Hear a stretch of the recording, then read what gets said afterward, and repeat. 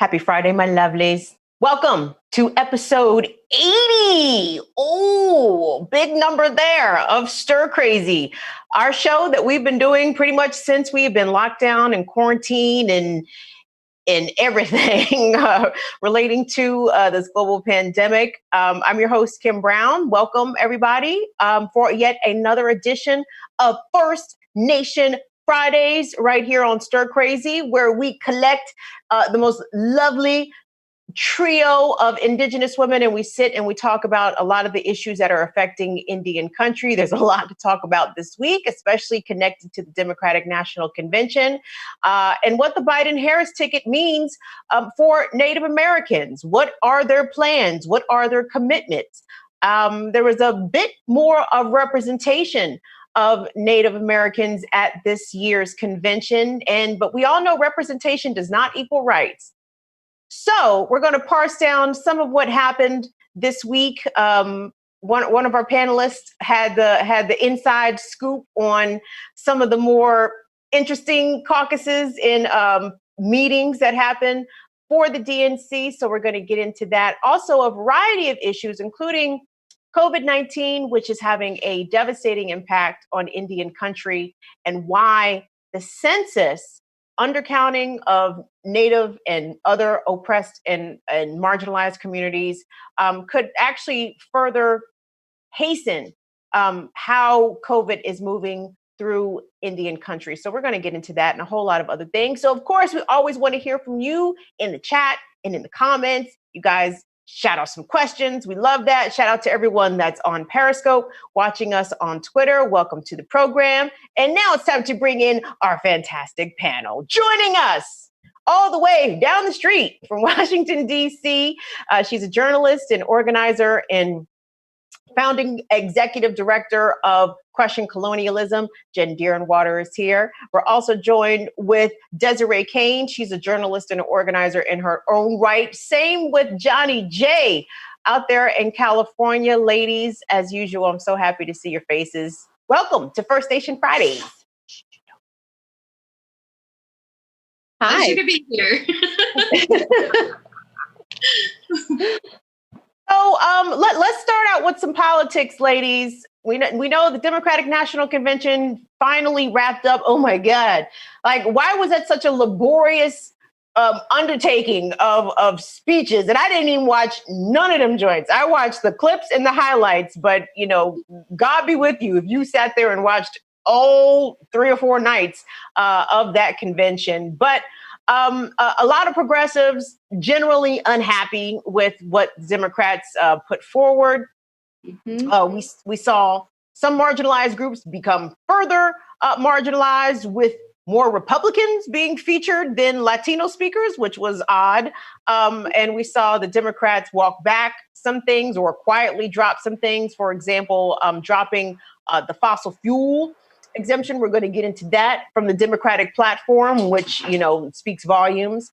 But first, let's start. Where should we start, ladies? Do you guys want to start with Joe Biden's agenda for Indian country? Or do you want to start with the fact that Elizabeth Warren had the audacity to address the caucus of Native Americans during the Democratic National Convention?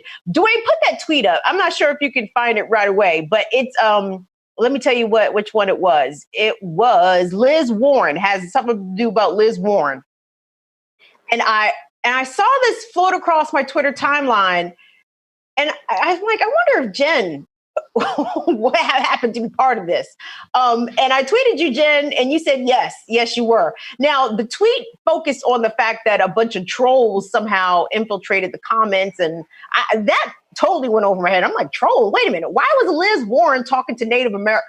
Why was Liz Warren talking to the Native Americans? Jen, bring us up to speed on what that was about and why that was about.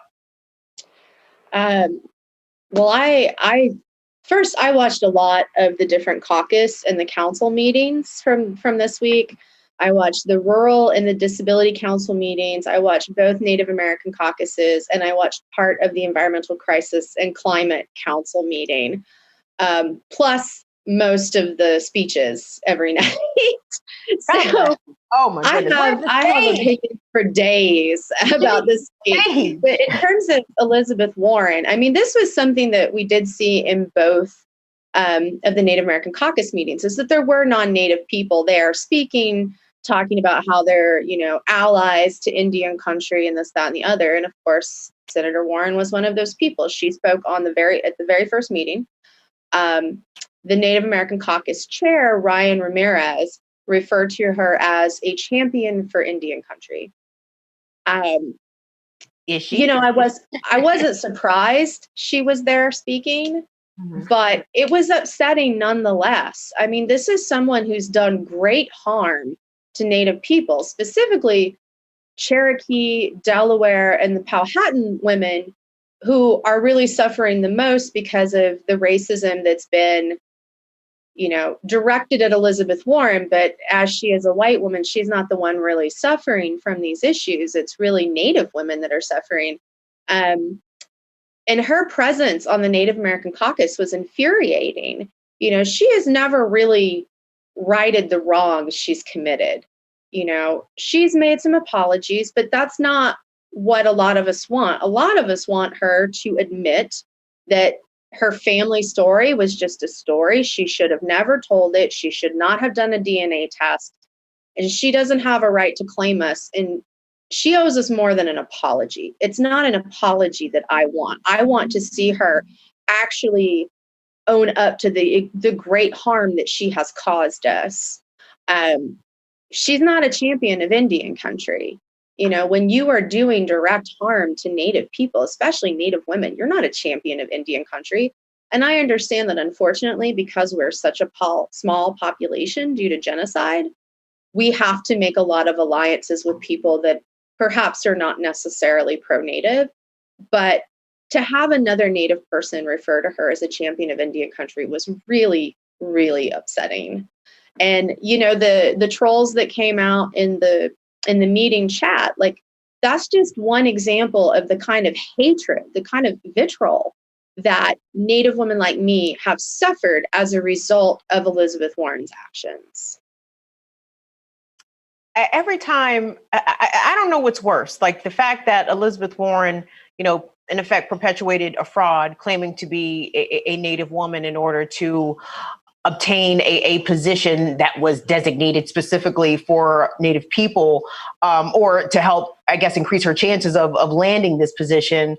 Or the fact that every time I hear Donald Trump call her Pocahontas, it's like, you silly broad, if you had not told this lie in the first place, it's almost like when people invoke Harriet Tubman in like the wrong context. I'm like, can y'all let Harriet, can she rest in peace? Can Pocahontas please rest in peace without idiots like Trump invoking her name in order to use it in a derogatory way against Elizabeth Warren because she told this lie in the first place? I mean, Desiree, when I'm going to borrow a term here from Johnny J. When pretendians address Native people and claim allyship or solidarity or even kinship, fictitious as it may be. I mean, it's such a redundant question, but I have to ask it. I mean, how does that make you feel? What mindset does that put you in? And what does that tell you about how people who are non-Indians, people who are not part of your community, get elevated as those who are out in solidarity and standing in unity with the Native community?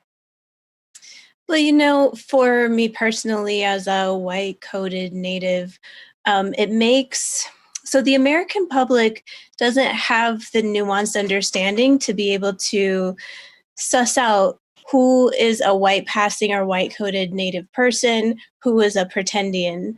Our kinship systems are not explained. But it's a little bit less about my feelings and more about the feelings of relatives who experience white supremacy in a far more severe manner than I do. And the Cherokee Nation specifically has openly, members of the Cherokee Nation have said, this is not helpful. This is not working out for us. There was a big letter that came out, asking for the very things that Jen has said and more. And I think that Elizabeth could do a lot to listen to the advice of the people in that letter who are largely Cherokee citizens and their allies who are saying, you're not helping Indian country by perpetuating this family lore. And family lore around Indigenous heritage is something that touches many American lives. So, the due diligence needs to be done to find out one's own heritage and family and really own what the story is, because it's not okay to take opportunities from someone who opportunity is set aside for. What I think would be helpful for Elizabeth Warren is to just tell the truth, to come out and say it was family lore, and then stop bringing it up. Stop. I find Trump's use of Pocahontas and the evocation of her name very offensive, but she is the missing and murdered Indigenous women, one of the very first ones that Americans are very familiar with. And so every time he brings up her name, it's just really a jab. It's a jab beyond Elizabeth Warren and straight to Indigenous non-men, saying we can parade around your death and rewrite the narrative. It doesn't matter.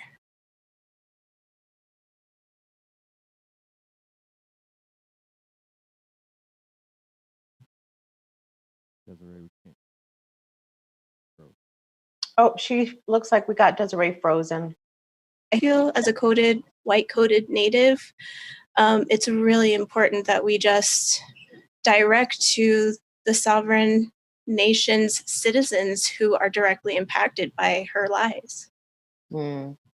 Johnny J, we know Elizabeth Warren hails from Oklahoma, same place you and Jen hail from. We know that she attended an all-white high school, segregated high school, but wanted to claim Native heritage when it would suit her, when it would advance her professionally. Your thoughts, my dear, and the fact that the DNC would think that it would be okay to have Liz Warren, of all people, address the Native American caucus during the convention. It's upsetting, but it's also not surprising. And, the hard truth, I really hate to admit this because it just sucks, but she has supported policy that has impacted Indian country in a positive way.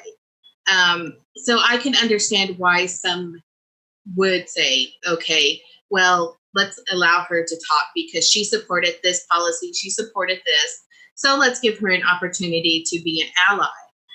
But they also don't allow for her to grow into an ally because they are not holding her accountable for the harm that she has already caused.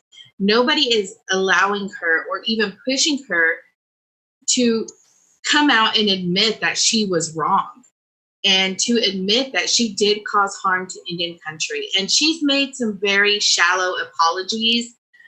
She's made private apologies when what she needs to do is be very public with her apology, but also with the way that she makes amends, because she came out with this story in a very public manner. So any amends or any apologies, they need to be just as public and just as pushed as her original lore, especially because after the DNA test that she took, she rolled out a whole video to try and show that, okay, look, I took a DNA test, so therefore I am Native.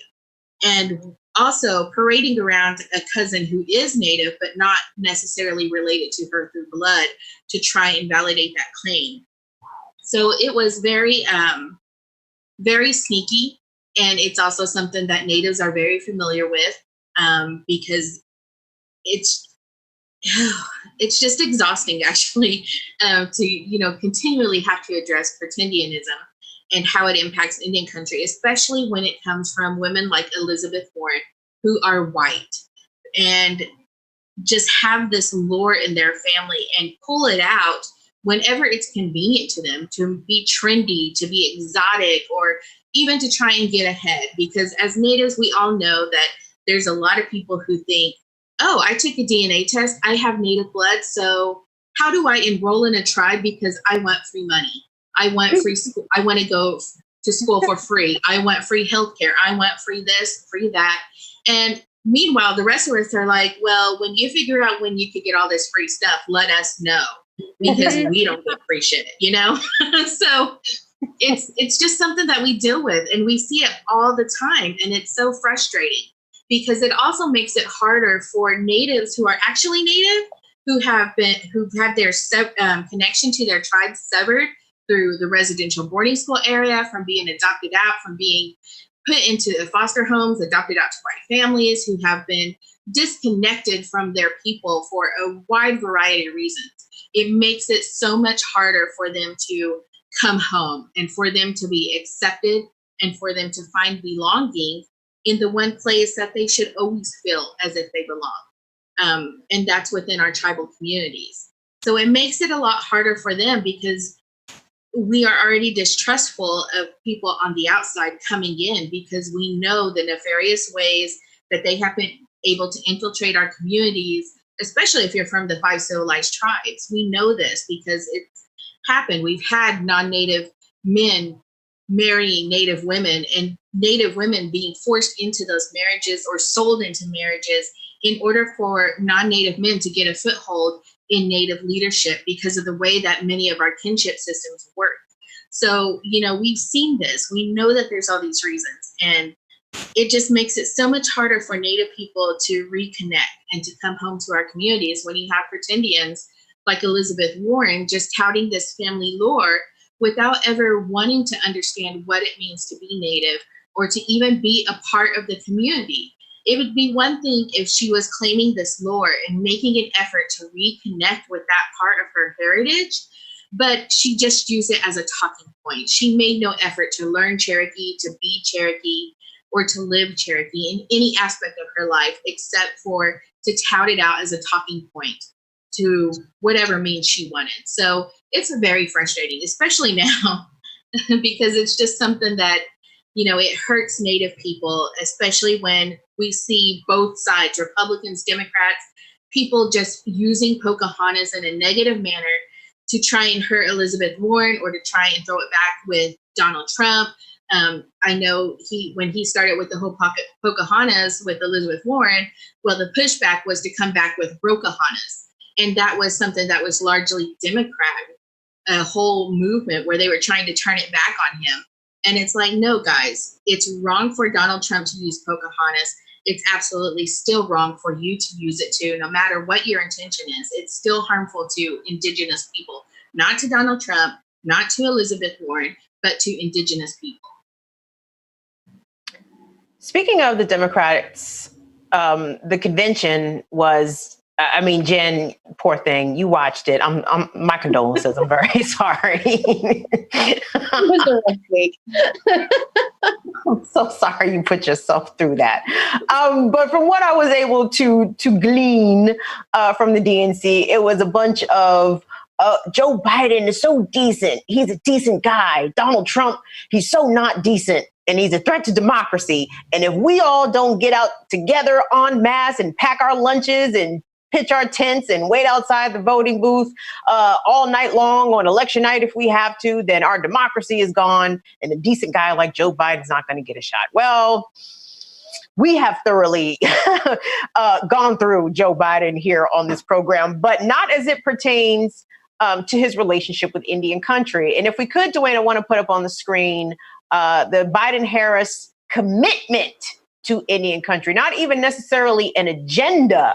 I was perusing Joe Biden's campaign website, and I actually got a couple of things confused, because he had an agenda for Indian Americans. And I'm like, oh, wow, he has a whole agenda for Native. No, for Indian Americans from Bama's from India. He had a whole agenda. Like, I'm not saying it's a bad thing. It's not a bad thing at all. But versus the presentation of a commitment to Indian country, I'm like, how come Indian country can't get an agenda, Joe Biden? But yeah, let's can we scroll through here a couple times, Dwayne, and then we'll check out some stuff. So as you see on the screen, basically says Joe Biden He's proud of the partnership between the Obama-Biden administration and tribal communities. The Obama-Biden administration ensured tribal governments have the power to investigate, prosecute, convict, and sentence non-natives who assault Indigenous women on tribal lands through the 2015 Violence Against Women's Act, which Joe originally authored. The Obama-Biden administration strengthened the nation-to-nation relationship, including by creating the White House Council on Native American Affairs and the White House Tribal Nations Conference, prioritizing tribal consultation and appointing Native Americans to high-level government positions. That representation, again, necessarily not representing equal rights. So, ladies, let's just kind of go around the horn here. Joe Biden, I guess either as vice president during the Obama administration or through his very long tenure as a senator from the state of Delaware, are there any impressions, recollections, things policy-wise specifically that you know Joe Biden supported that hopefully benefited Indian country, and in the reverse, if he supported things that perhaps harmed Indian country or opposed things that Indians really wanted to see come to fruition, either while Obama was president or when Biden was serving as a senator in the Congress? Jen Dearwater, let me start with you, babe. I'm not a fan of Biden. I am probably not going to vote in this election because I can't bring myself to vote for any of them. You know, I did not vote in the last presidential election for the same reason. I just couldn't vote for anyone. Like, there was no one I could bring myself to vote for. You know, I think I'm going to do what a lot of natives do. I'm going to hope for the best, but be prepared to most likely be severely let down. You know, with Biden, I'm always going to remember that he was part of the Obama administration. And I'm always going to remember how Obama made grand promises to Native people when he first took office. And he did do some good things, but he also did a lot of really awful things. You know, the first time I got to feel what mace and tear gas is like was at Standing Rock. You know, Keystone XL, DAPL, all those things, the Obama administration was originally fine with them and wanted them to happen. You know, Obama and Biden sat by and did nothing while people like myself and Desiree spent months out there. You know, all these Native people, journalists, you know, our non-Native accomplices, everybody out there just being brutalized and arrested. And, you know, we still have people sitting in cages right now. You know, Red Fawn Fallis is still locked up, you know, from her being set up by the feds, you know, and then I'm supposed to, meanwhile, think Biden is good for me. Biden's not good for me. I mean, this is a man that signed the Clinton crime bill, you know, and he, as well as Bernie Sanders, which is another reason I don't like Sanders, both said, well, we signed it because the Violence Against Women Act was in it. Well, great, we need VAWA, but the first VAWA gave no protections to natives. You know, the next VAWA reauthorization gave us like a teeny tiny little bit of protections, but still practically nothing. And, you know, Biden supports the reauthorization of VAWA, but I don't believe that he's going to give us our full sovereignty through VAWA. I don't think he's going to. I just don't have any faith in him, and I don't have any faith in the Democratic Party. And part of the reason I don't is from years of working for them. I know how they work. I know how campaigns work. I understand the system, and it's not a system worthy of my faith. And, you know, I think watching a lot of these meetings and the speeches and things, the Democrats know. They know that the voter base is changing. They know that this is becoming a minority majority country. They know the youth are angry. They know people are becoming further to the left, but they're not changing their ways. Instead of changing their ways and following what the vast majority of the country really wants, including Native people, they instead pander to the white moderates and the right. You know, I'm still like blown away. Why am I supposed to want to vote for this party that had Republicans on their stage? You know, that's disgusting to me. You know, I don't want to hear how white people feel bad that they voted for Trump. I don't give a fuck about your white tears. You are a racist. You are a white supremacist. You are sexist. You are ableist. You are just a horrible person. And, you know, I know there's really no politician that I think is worthy of our votes, but I don't want to hear white people saying, oh, I made a mistake. Like, you knew who Trump was and you didn't care. Just like the Democrats know who Biden is and they know who, you know, Hillary is and John Kerry and all that, but they still keep putting up these kind of candidates because ultimately they don't want to represent the people. They don't want to bring justice. They want to stay in power. And they know they're losing that power with every day, but they're just gripping onto it, trying to just sink their teeth into that last little bit of power and privilege they could possibly have. And, you know, I'll make one last point and then I'll stop talking. But of everything I watched, the only time I saw any Democrats take accountability for their failings was in the rural council meeting.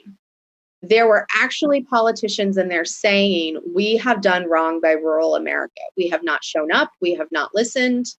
You know, we don't continue to show up. Like, I actually saw Democrats holding themselves accountable and holding each other accountable in a way I haven't seen in other parts of the DNC this week. Interesting.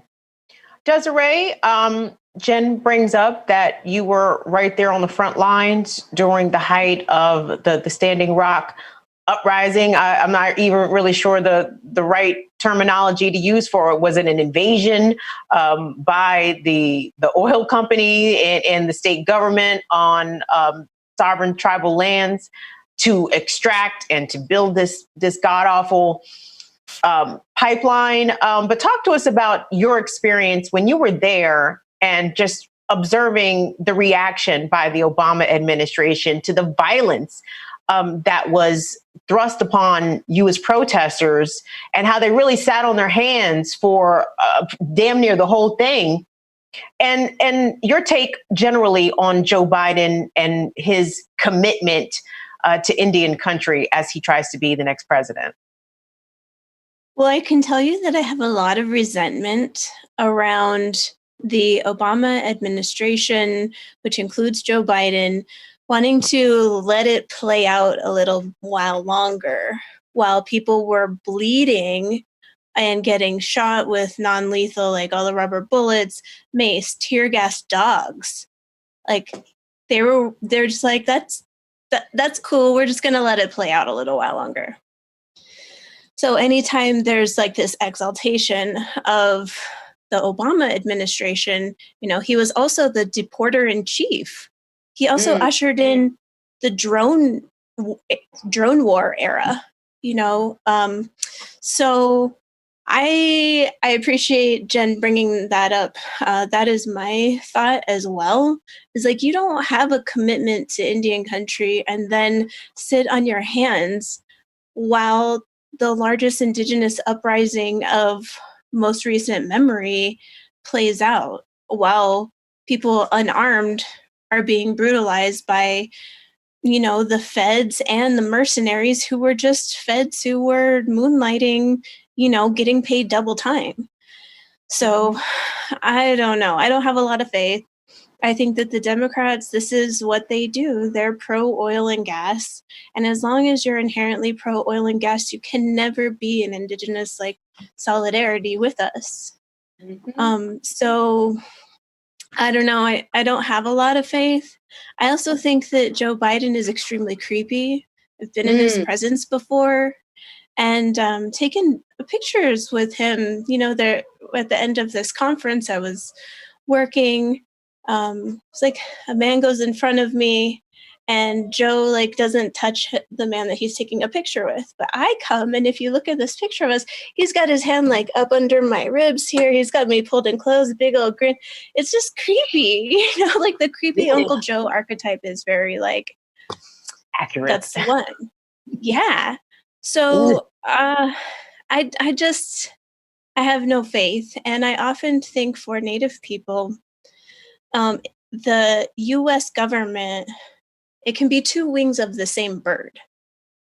Right. So when you have Nancy Pelosi on there, like, I thought I was going to throw up. I'm so tired of her talking about how we're going to lean back onto the vision of our forefathers. And I'm like, your forefathers were genocidal, like, slaveholders. What are you talking about? The foundational forefathers. Get the Nancy Pelosi. Stop it. And so just the whole thing. I didn't watch all of it like Jen did, which that's some serious fortitude, my friend, to watch the entire DNC. But I did watch a lot of propaganda. The whole thing, because of coronavirus, it felt very overproduced. And I watched some parts with a lot of resentment when other groups, and I know it's not a competition, but other groups are given a lot of time, a lot of space. Like, how often does Joe Biden go to church was a topic yesterday. And it's like, okay, well, he wants to talk to the Christians. I get it. He's a Christian. But when you elevate certain groups over others and you're in such a position like that, I really appreciated the title of today's show about how representation does not equal rights. And I think that just watching the DNC was a perfect articulation where they'll say that they're with us, but ultimately it's still the US government. And, Biden said, do we bend? Do we break? No, we push forward. And I'm like, this focus on making sure that we put in a society and then maintain it above all else. He said, we own the finish line. And that statement was just so concerning because it's like, that's that bullish American individualism that will crush you if you do not agree. And so for many other communities, that equals death, like, really. And so that was just a lot of red flags for me. I'm not a Biden fan either. Johnny J, definitely want to get your take to weigh in on Joe Biden and Kamala Harris by extension. Indians.com had a good piece about how Kamala Harris also not really a friend to Indian country. We'll get into that in just a moment. But your take generally on Biden Harris and their chances, I guess, to not only win the Indian vote, and I want us to get into issues of voting accessibility in Indian country also, because I know that is a shit show, as it is a lot of other places. But the challenges that impact Indian country specifically when it comes to voting can come with a lot of other implications and consequences that I don't think a lot of people are aware of. But first, Johnny, let me get your take on the DNC and Biden Harris and their chances to defeat Trump. Well, I didn't watch. It's the same crap year after year, every election. It's all just pandering and performance. So I didn't even bother because I already knew what was going to happen. They were going to parade people around and be like, oh, Biden's a decent person. They're going to try and glorify these candidates as if they're better than Trump, but they're not.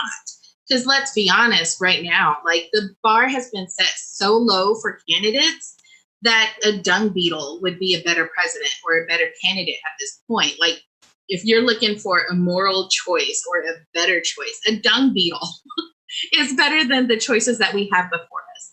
And, I just tweeted about this morning because, my vote is going to Biden and Harris, and it's very begrudgingly so.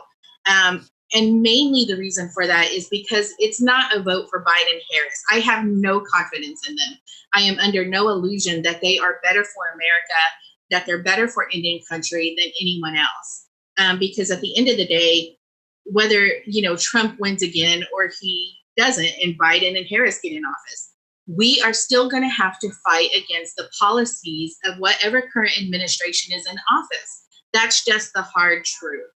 And so my vote, the way that I am viewing it, and my friend Kelly Hayes had a wonderful article published today talking about this, is that you're not casting a vote for Biden or Harris. You're not casting a vote for Trump. What you're casting a vote for is the rise of full-blown fascism in the U.S. And that's very much the way that I'm going into my vote because, Trump is a very dangerous person, especially now impeding on the election itself. And I have no doubt that there is going to be a lot of corruption around this election, that we are going to have to fight for our votes to even be counted, because Trump is going to do everything that he can to stay in office. And we've already seen the disruption with the U.S. Postal Service. We've already seen that he is going to be sending law enforcement to polling areas in order to kind of create more chaos. And so, I have no faith in either candidate, but I do know that we do need to get rid of Trump. So my vote is going where I think we have the most hope of getting Trump out of office, and that is unfortunately with Biden-Harris. But I'm under no illusion or thinking that it's a morally superior choice, and I am not going to shame people who do not vote at all or who vote for third parties, if no matter the outcome of this election, because voting is a personal choice and a personal responsibility. And no matter what you do, it is a valid choice, especially given the candidates that we have before us. Because, I'm looking at Trump and Biden, and I'm seeing the same person. I don't even see a Democratic candidate. I see two Republicans. So, that's the way that I'm seeing it. And I also see two men who have been very violent towards women and who have supported policy that have hurt Indian country. So I don't see much of a difference between the two, especially given that now they're dropping the fossil fuel support for dropping the fossil fuel dependency. Now that I see that, I already know it's going to be the same crap. We're going to be facing the same kind of policies that we're seeing under Trump, under Biden, because both are very anti-native, which is why you see a very weak native platform for Biden. You look at any other candidate, Sanders, you look at Warren even, and Mark Charles, you look at all these other candidates, and they have at least attempted to put together a native platform and have been able to work with native communities to create those platforms. But Biden has nothing. He has a commitment and just a very vague agenda. And once again, kind of riding the coattails of Obama and what he supported, not necessarily what Biden himself put forth, but just kind of going along with the flow. So, it's a very frustrating election year. And I am under no illusion that one is a more morally superior choice at this point. They're both the same person, in my opinion. So, we're just kind of flipping a coin, and we're just going to see what happens. And that's all we can do at this point, because this is what we've let America become. Johnny J, you had a friend of yours appear on Fox News. What? How did that happen? But your homie was on Tucker Carlson of all shows. So give us the setup. Talk to us about who this is and what we're about to see. Ashley McRae is one of my favorite people in the entire world. I've done a lot of advocacy work with her in Oklahoma, and she is just an amazing powerhouse. She has tackled the fossil fuel industry in Oklahoma, which is huge. Oklahoma is considered the pipeline crossroads of the world because we have so many pipelines that intersect through Oklahoma, specifically through Cushing, Oklahoma. And she has done a tremendous amount of work raising awareness about the impact that it has on Indian lands. And, not only that, but she does a lot with reproductive justice. And she's just an amazing powerhouse of a woman. And I was cracking up because I saw a post and she was just like, y'all, I made it on Tucker Carlson. And I was just like, what? And I watched the clip, and she was one of the speakers at the DNC. And in the clip that he pulled, she was talking about ultimately the goal is to destroy colonization, white supremacy, and capitalism. And yes. Tucker Carlson just took that one little clip, and he's like, but what does that mean? We don't know, but what we do know is it's bad for you. And hold on. Don't give it all away. Don't give it all away. Let's watch it. Dwayne, go ahead and roll that clip. Listen to aspiring economist Ashley Nicole McRae. This future that we all want, that we're all trying to build, really is about the destruction of colonization, white supremacy, and capitalism. The destruction of colonization, white supremacy, Okay. Tucker Carlson seemed genuinely perplexed there at those proposals. Like, what? No more manifest destiny? How will we live? No more white supremacy? That's bad for you. No, it was so hilarious watching this clip, just knowing the work that she does. And also the fact that he called her an aspiring economist.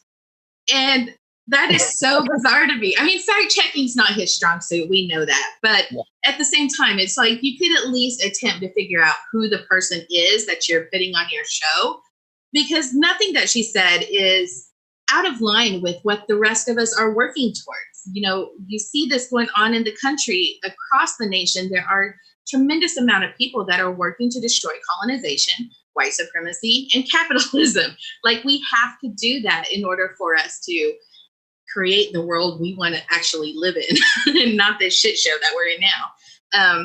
So it was really funny to see her on the show, and mainly because, you know, she's from Oklahoma. She is a really well-known activist, but at the same time, she's from Oklahoma. And so imagine just how much of a threat that these people must feel, that they have to go after people that they think are dangerous in a sense, merely for wanting basic human rights, for wanting justice, for wanting equality, and not just equality, but also equity. Like, imagine how, I don't know, like, I can't even imagine what was going through his head that he could even say that we don't know what this means, but this is bad for you. Because what? Like, I just don't understand how he could possibly say that with a straight face, you know? Yeah, absolutely. I mean, and it's the consistent erasure of the experience, the lived experience of marginalized and oppressed people, right? Like, you know, someone like Tucker Carlson thinks that because Native Americans have casinos, shit is all even, right? Even Steven, that should be good. We should be good now, right? You know, Black people got civil rights. We got the right to vote. They're good. You know, I will say this though, and one of the reasons I know I laugh about, you know, the fact that I have a friend on Tucker Carlson. She made it on his radar, but at the same time, you know, it also makes me really worried for her, because a lot of people don't understand the atmosphere that people are working in Oklahoma. It is a very hostile right now. Yes. Especially towards, you know, Ashley, she's no stranger to having her life threatened and to be put in dangerous situations because of the work that she does. But right now in Oklahoma, there is so much violence that is going on, from women being doxxed. Just recently, there was a woman, I think she's a candidate for city council, or maybe even a mayoral candidate, I'm not quite sure. But her neighbor was recently raped. And this came after, the sheriff's office released her mugshot, but also her information, her phone number, her address, information that they easily could have blocked out. And she had received threats prior to this. And she just happened to be out of town, and one of her friends called her and told her that, hey, the cops are here. Are you okay? And wanting to know if she was safe. And when she started digging around, trying to figure out what was going on, she found out that her neighbor was raped, and her neighbor did give her permission to share what had happened, because at some point during the assault, the perpetrator said something along the lines of, maybe next time you'll learn to keep your mouth shut. And, you know, this person was already a survivor of sexual assault before. So, you know, this whole situation has just really created this very dangerous, hostile atmosphere. And to be on a show like Tucker Carlson, and to know his fan base, and to know that, you know, just this short appearance, while we can kind of laugh at it, and while we can kind of talk about, you know, the hilarity of him not really understanding what it means, or even thinking that it's bad to destroy white supremacy, you know, we can kind of laugh and make jokes about it. But at the same time, you know, it puts Indigenous women in very real danger. It puts women in very real danger when men like this target us and try to put us on a radar for their fan base. Because, you know, they have deniable accountability. You know, they can say, oh, well, I didn't know this was going to happen if something happened to her.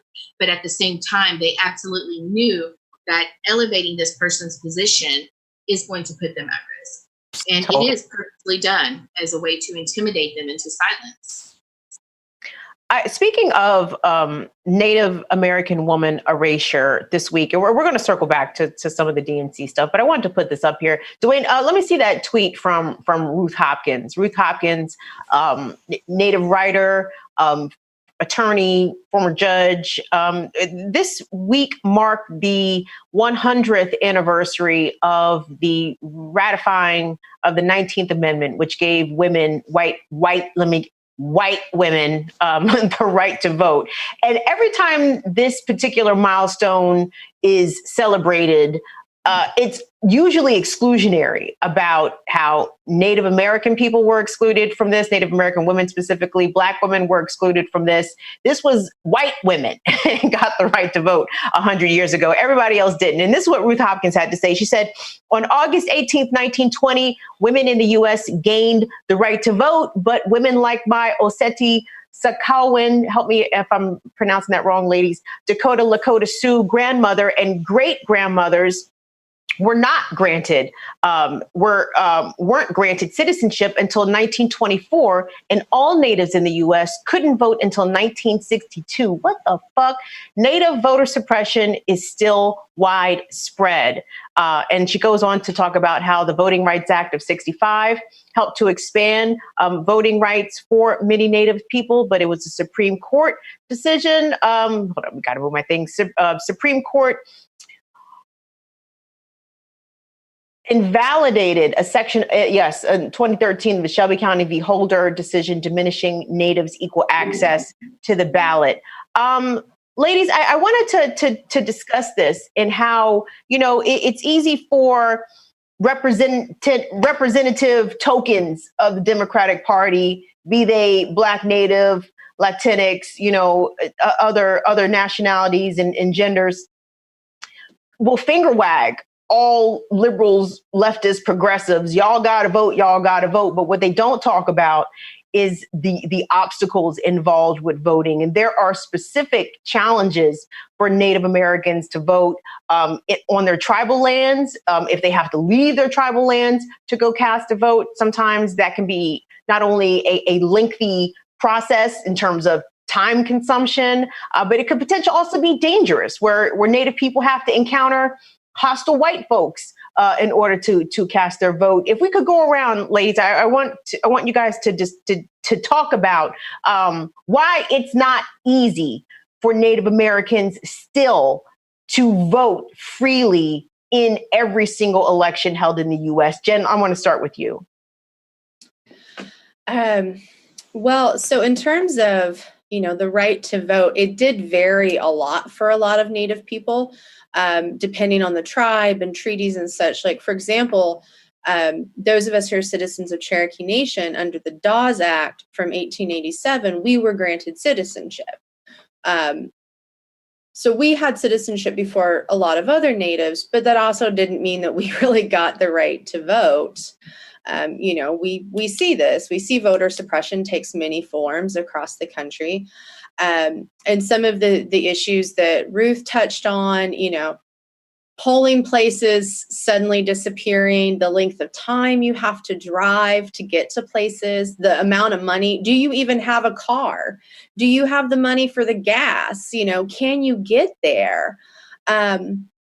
And then, I know one friend had told me, this was back, I think it was Obama's second run for presidency, that their polling location ran out of ballots and people were waiting for hours just to get more ballots so they could vote. And I think beyond those kinds of issues, with like mail-in ballots, I can tell you that I have requested mail-in ballots in the past. They've never been sent to me. I have no faith that mail-in ballots are even counted. When we talk about voter suppression and things, one of the things that we often forget is that disabled people have essentially not really been given the access to the vote, and when a good chunk of disabled people, a good chunk of Native people are disabled, you also have to think about that. Will somebody even send you the mail-in ballot? Will it even be counted if you get it in? And then I've worked at a poll. I wanted to see what it was like to be a poll worker. I did that in New York City. It was Obama's second run for office. And, under federal law, they have to have accessible voting machines. But the people at the poll I worked at didn't set it up, and no one knew how to set it up. So if a disabled person had come in and wanted to use that machine, it's not available, So I know I'm going a little off like the issues of Native voter suppression, but I think it's really important to understand the larger problem of voter suppression in this country and all the different overlapping ways that we keep marginalized people from voting. Desiree, what is your take on the lack of accessibility for voting in Indian country?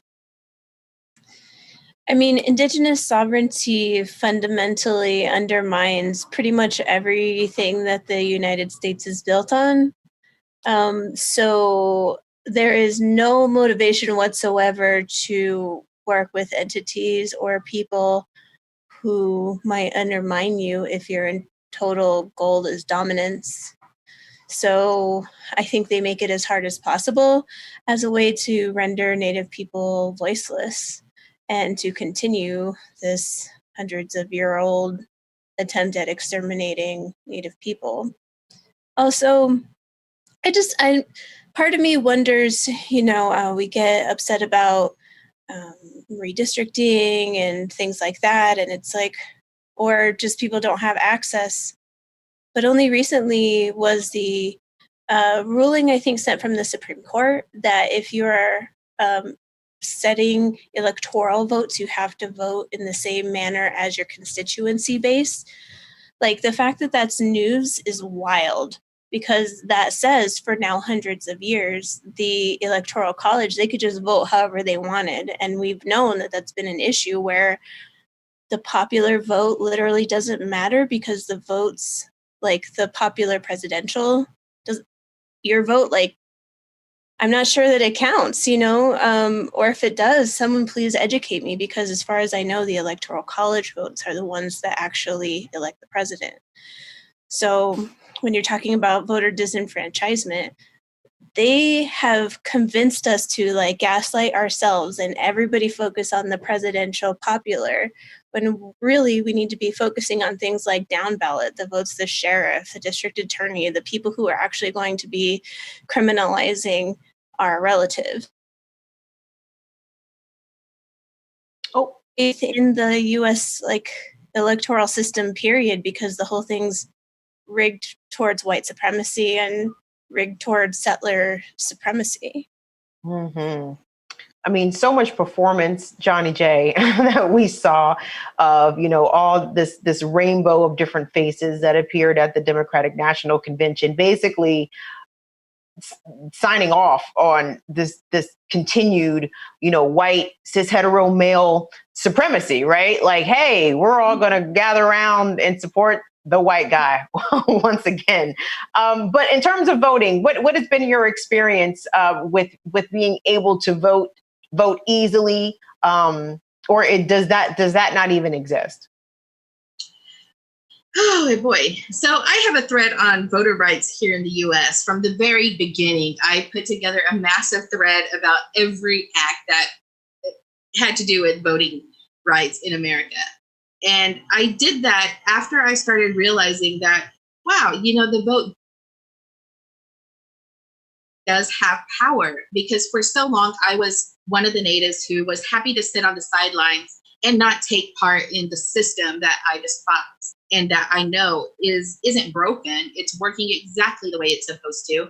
So I was one of the people who was very happy to just sit out and not take part, until I realized that for every non-vote that is given, that gives more power to those who do vote. And they don't necessarily vote in our favor or vote with other people in mind. And that's something that started to weigh really heavily on me. And I started looking into voting rights and how it impacts Indian country.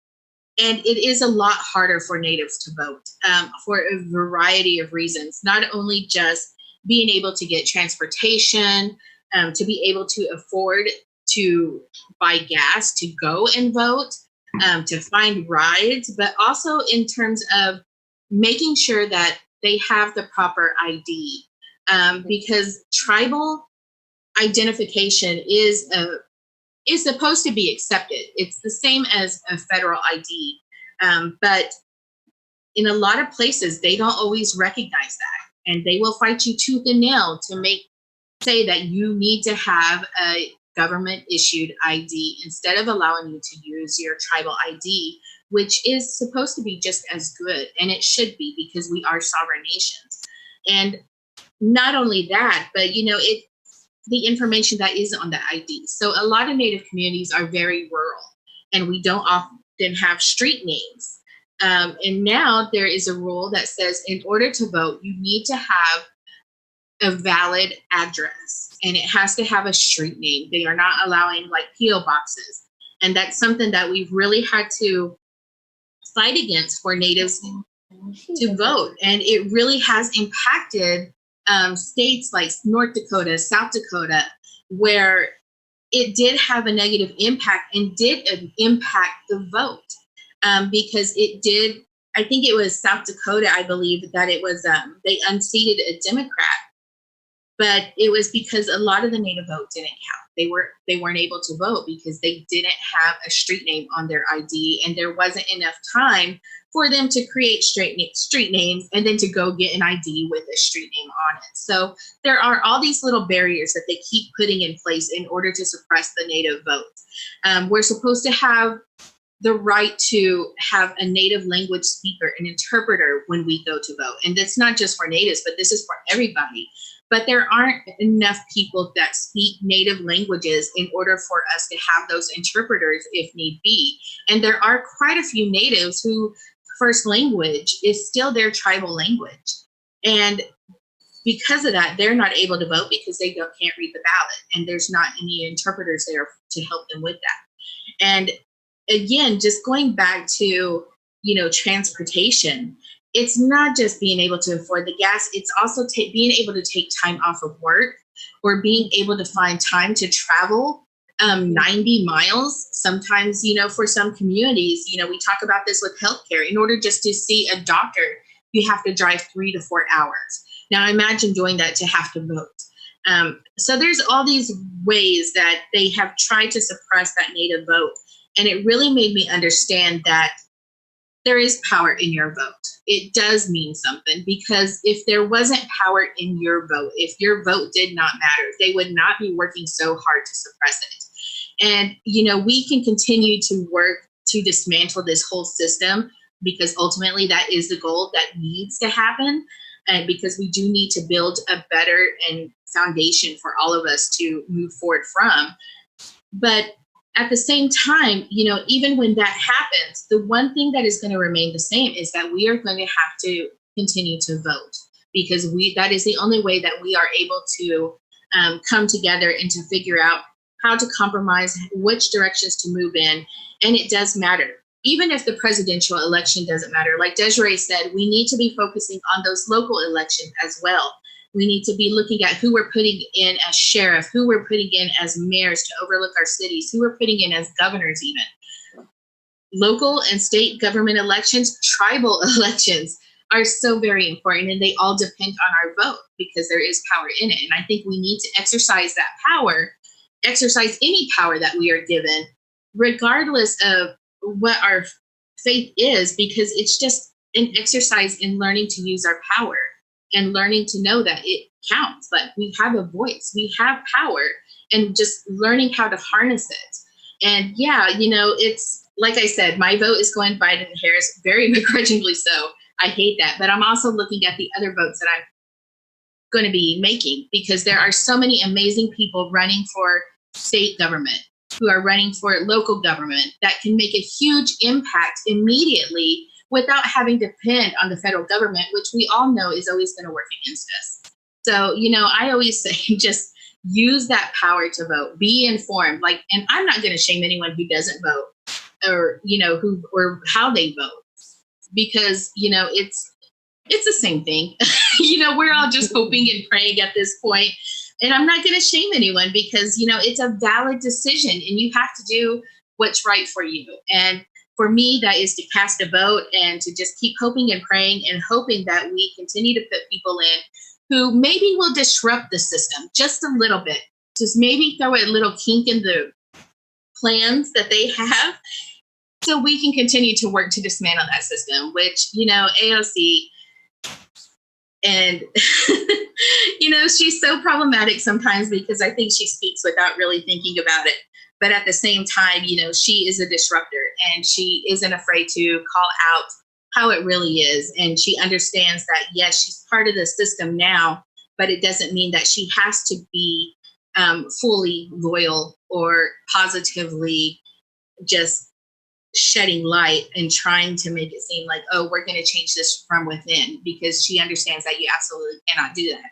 So, we do need disruptors. We do need people to run for office who are going to disrupt it just a little. And also to kind of help us learn that, yeah, we have power in various ways and we just got to learn to use it and harness it. Mm-hmm. The thing also is, if someone, so there is value in the presidential vote in that if someone votes 3 times in a row, they are more likely than anybody else who has voted less than those 3 times in a row to become a lifelong voter.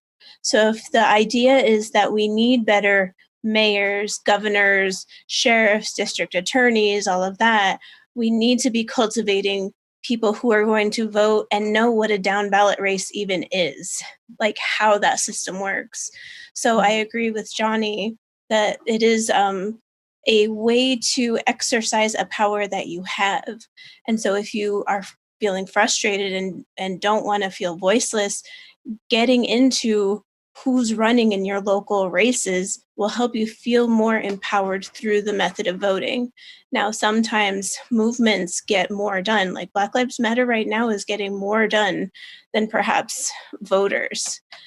So there's a choice. I'm in the same camp where I'm not going to shame somebody for not voting because that's a choice, but getting into those down ballot races are pretty important if you're not going to just completely divest from the system, period.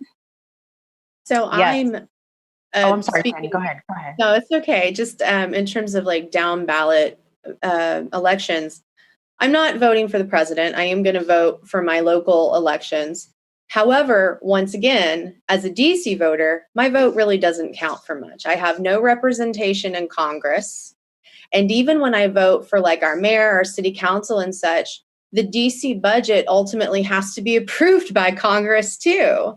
So I just all around feel like I have zero voice in this government in so many ways. And for me, at this point in my life, voting, it just feels like a huge waste of my very limited time and energy. And I wish I did not feel that way, because at one point in time, I was a super voter. If I could vote for it, I was going to turn out. And just over the years of working with Democrats, being in the system, seeing the things I've seen, I've just reached the point where for me personally, I feel like voting is just, it's a waste of my time. I'd rather be out in those streets covering uprisings and protests and resistance. I'd rather do community organizing to fight the system, to tear it the fuck down, rather than I want to vote to hold it up. With that said, though, I understand why people still vote. And I kind of like with Johnny and Desiree, I'm not going to shame you either way, unless you vote for Trump, and then you're fair. Yeah, then you can shame.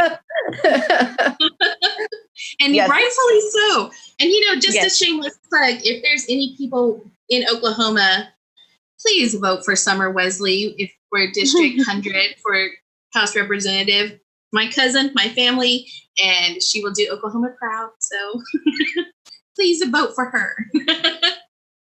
Yeah, we have no vote shaming here on Stir Crazy. Let me not speak for the real news, but let me speak for this show. No, we're not going to shame you if you don't vote for Harris Biden. You vote for who you feel like voting for, unless it's Trump, of course. But at the same time, we understand that voting does not even necessarily mean citizenship. It doesn't mean that there are a restoration of rights coming your way. It is a performance in order to continue to hold up the existing system, as Jen said. So if you vote, if you don't vote, it's 100% your decision to do that. But ladies, we have reached past the bottom of the hour. It's now 5 minutes after 6. Before we sign off, Jen, I know you're participating in an event tomorrow dealing with ableism, if I'm not mistaken. Can you tell us about it before we sign off? Yeah, so I'm going to be on this panel. I'm really excited about it. And so the panel is all about combating ableism and centering disability justice. And so there's going to be a lot of really great people, Leroy Moore, Denary Grace, lots of great people and lots of great organizations involved in it. And so if you are someone that does community organizing work, you're interested in learning about other forms of oppression, how you can show up more for your communities, go on my Twitter and follow me. I'm going to share that event again when the show is over. It's at Jen Deerenwater. And so go there and you can find the registration info, everything. I'm really excited about this.